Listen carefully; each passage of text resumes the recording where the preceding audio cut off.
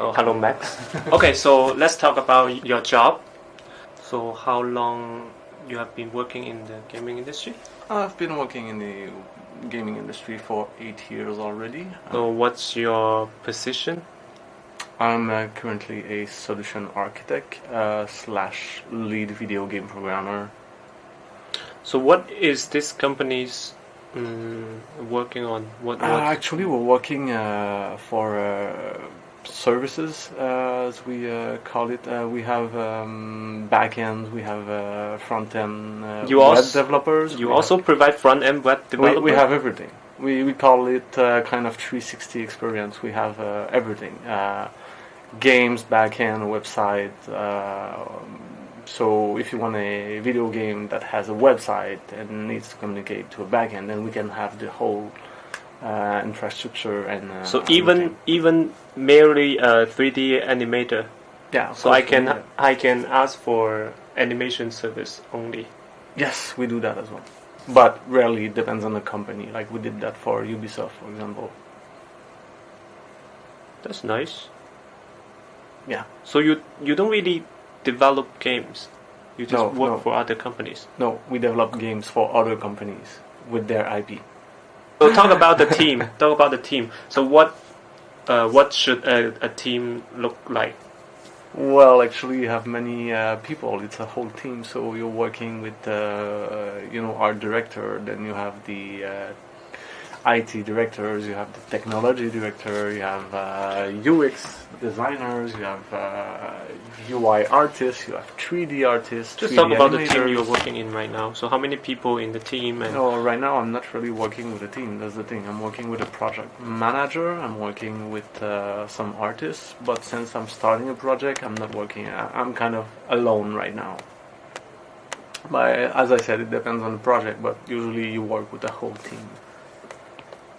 Okay. What is the biggest challenge in your working years? Well, research and development is always challenging, which means testing new technology and trying to find ways to apply it to current games and offer to the clients. For example, the big trend is the virtual reality, augmented reality, connected toys. That's usually a branch that every company has. Why is this the biggest challenge? Because you try new stuff. If you try to find how to do it on Google, there are some chance that you won't find anything. Because it's a new technology. That's true. That's why when we develop something, we're trying to find a solution on Google. Yeah, exactly. But if we can't find anything, we told the boss, "Oh, we can't do this." No, that's not how it works. In research and development, it's you posting those solutions online. This kind of thing. Yes, because of course, when you try something new. So, do you remember the hardest task that you worked on before? Oh my God! And how you handle the risk? Well, the thing is that you never know. Like, you need experience. You cannot, for example, in research and development, when you start something and then you're at the end and you're gonna offer the technology for a project to a client, then he will say, he would say, like, for example, okay, we want to do this with that technology and we want it to be like that. Then is it feasible? Which means you have to evaluate and you have to take risk because you don't want to develop the whole thing just to know, okay, we can do it. You have to guess as well with your experience, okay, would it be feasible? So generally is the client who brought with the idea?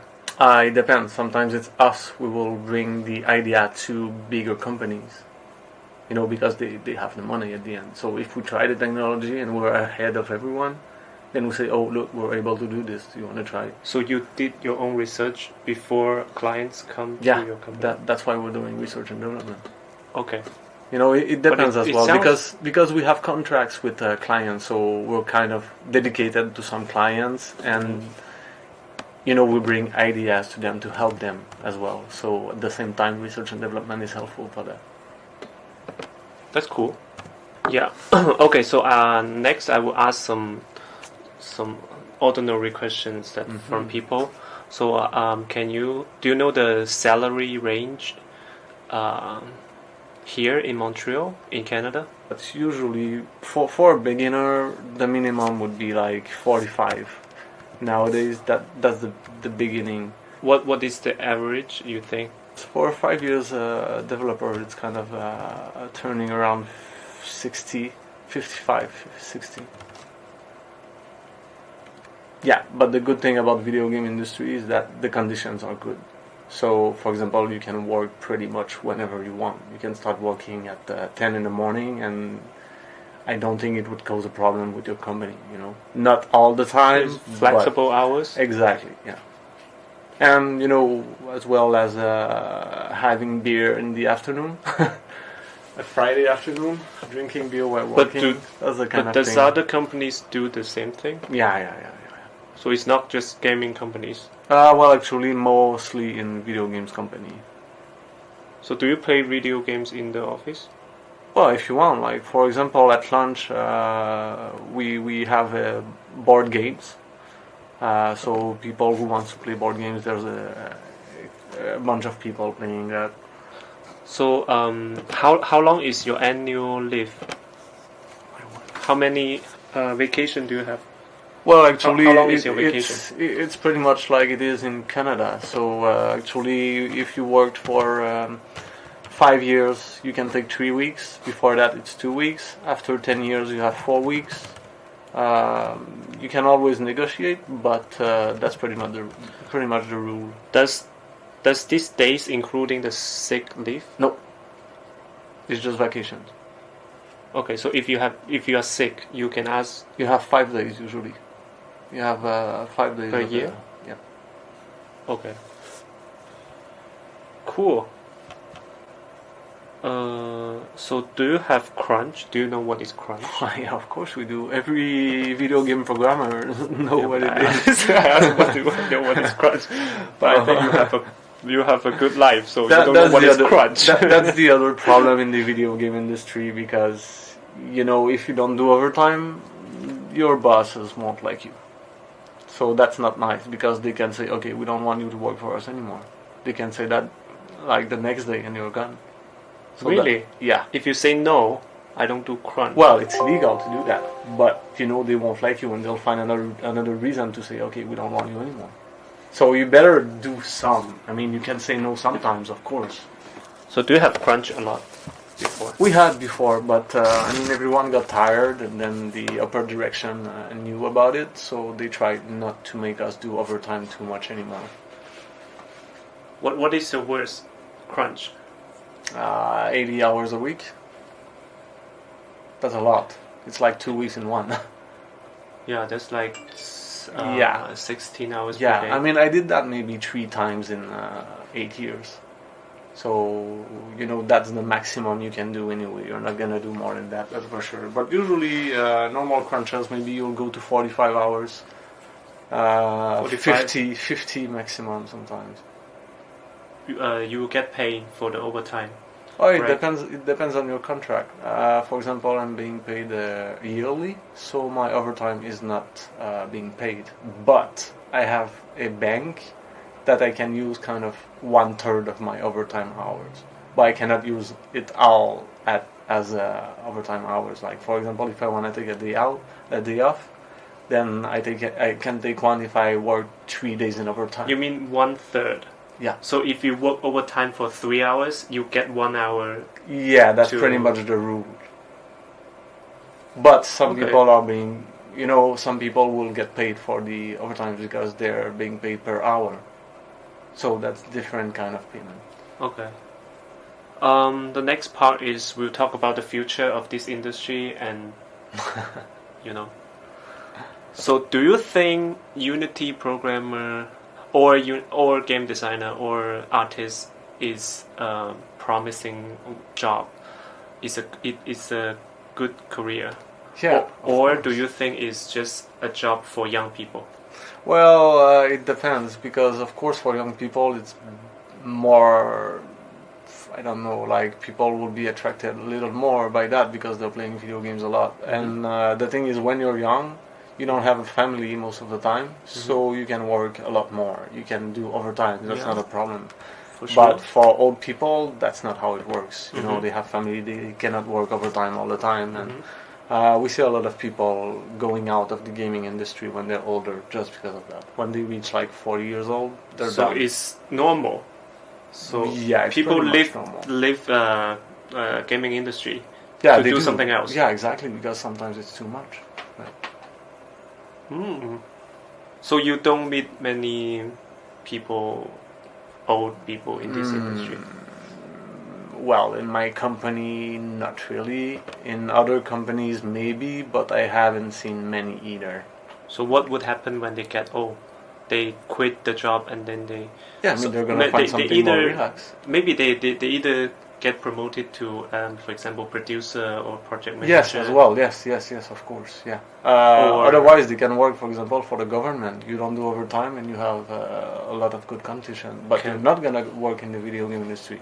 You will work in some networking or, for example, websites or web servers and this kind of thing. Yeah, so but it's kind of, like, in a way, it's boring compared to video games, but some people like it. But you're talking about programmers. Yeah. Programmers have a lot of options. What about game designers or artists?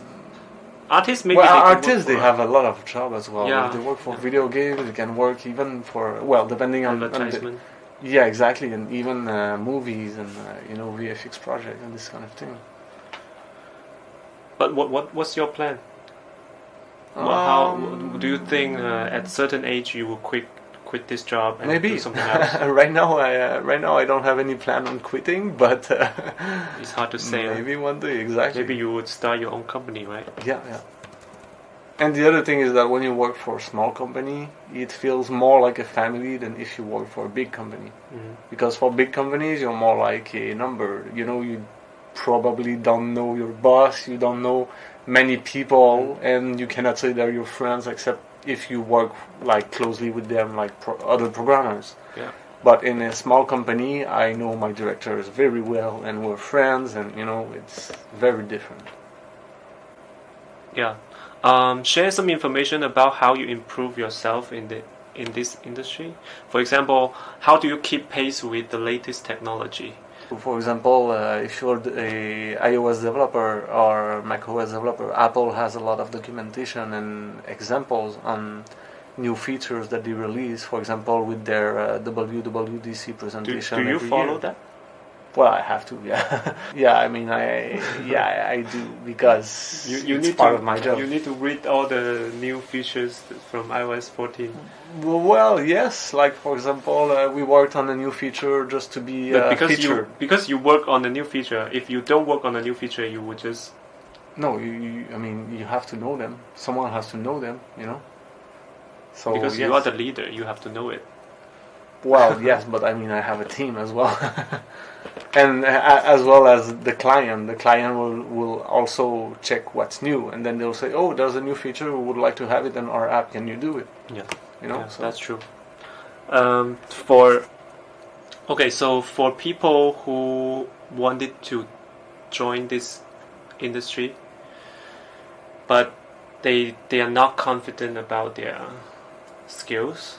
So what should they do to improve their skills so they can find a job in the gaming industry? Of course, they have to work a lot on themselves. They have to learn how to code. And, everyone makes mistakes. There will always be someone better than you and someone worse than you, of course. So, if you give up, then that's not how it should work.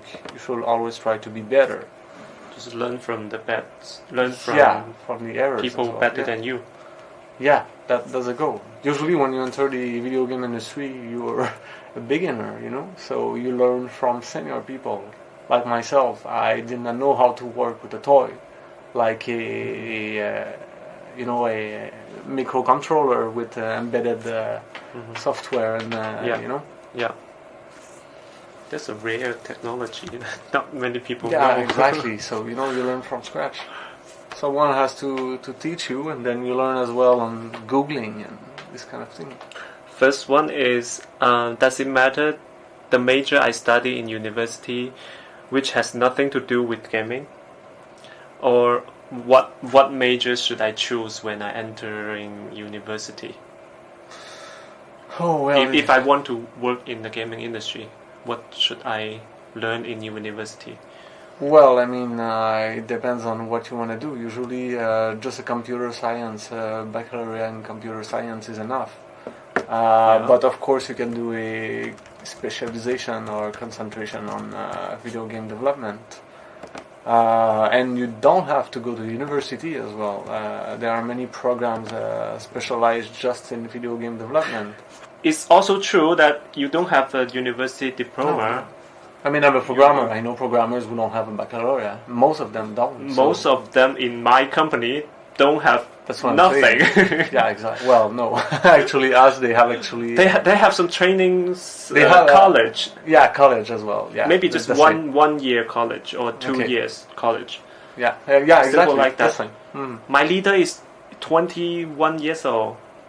Anyway, so I don't think she went to any university. She just learned by herself or some college, some short-term training course. Yeah. And she's doing really well. But she's very talented. Do you feel like the gaming industry is growing up here in Montreal? Well, it's been growing up already for like over 15 years, and now there are many during the companies. 8 years you've been working here, do you feel like you got more clients than before? You got more tasks? Well, the thing is that we don't want to become a super big company, so we try to, of course, we like to have big projects, projects that pay well, but it always depends. Do you feel more and more gaming companies? I mean, there are appearing. more. Yeah, there are more, and especially in the indie side. Many starters, like people leaving a company just to start their own. There are a lot of that. Okay. I have many friends who did that actually. Did they success? Yeah, I mean they left just to start their own company, and now they're growing. Cool. So one of my followers asked, I work so hard to fulfill the dreams or stupid ideas of my boss. I feel desperate. I feel like it's not worth it. Do you have this feeling sometimes in your life? Yeah, of course. I mean, I worked on some projects that it was, a photo booth with dolls. It's kind of, I don't want to work on that. So you think this question is not very important because it's project by project. This one you don't exactly. like it. But I mean, too if you expect working on AAA titles, then it might not be a very good idea if you wanna just do that, because when you're gonna start, there are a lot of chances that you won't work for a big company. Maybe you will. Maybe you won't like it. Maybe you will like it. So But what should we do if we want to be part of a AAA project? Well, you just have to prove yourself. You have to keep studying. Yeah, of course. But I mean, I have friends working for Ubisoft, for EA, for many companies, and you don't need more than you would need to work for a small companies. It's mostly just timing. If they need someone and you see that you have good experience, you went to school, you know what you had to do, and you're applying for something realistic, then so it's opportunity. Exactly, mostly. Perfect. So I can't do much to get the position. Just wait for it. Wait for the opportunity and. Yeah, I mean, if you don't try, you will never have it. That's for sure. If you want it, you have to try it. For somebody, he said, I'm 30 something, and I work in this industry for more than 10 years, but I'm still not successful in terms of salary or technical position. Should I change my career? Well, the thing is, you have to play a little for having better salaries. For example, changing job changing company. Like if you're a programmer, a video game programmer, you still want to be a video game programmer, but with a better salary, change company, because you're gonna have a boost just when you get hired, and you can do that a couple of times to get some boost. To get your ideal salary. Yeah. But of course, you cannot have more than your experience. Yeah, like, I know. You need experience, of course. But changing company usually is a good way to increase your salary.